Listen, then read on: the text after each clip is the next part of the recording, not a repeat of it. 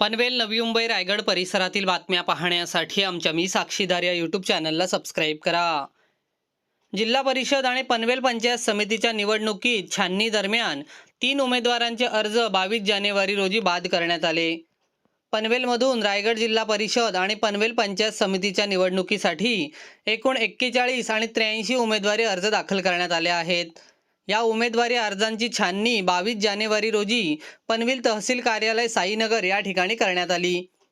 छाननी दरम्यान पंचायत समितीसाठी दाखल करण्यात आलेले वावेघर येथील अपक्ष उमेदवार सागर किसन राठोड आणि पळसपे येथील अपक्ष उमेदवार अमित गजानन भगत यांचे उमेदवारी अर्ज बाद करण्यात आले। तर जिल्हा परिषदेसाठी केळवणे येथील मनसेचे नरेंद्र रामकृष्ण मोकल यांचा उमेदवारी अर्ज बाद करण्यात आला। असे एकूण पनवेलमधून तिघांचे अर्ज बाद करण्यात आले आहेत। जिल्हा परिषद आणि पंचायत समित्यांसाठी 5 फेब्रुवारी रोजी मतदान आणि 7 फेब्रुवारी रोजी मतमोजणी होणार आहे।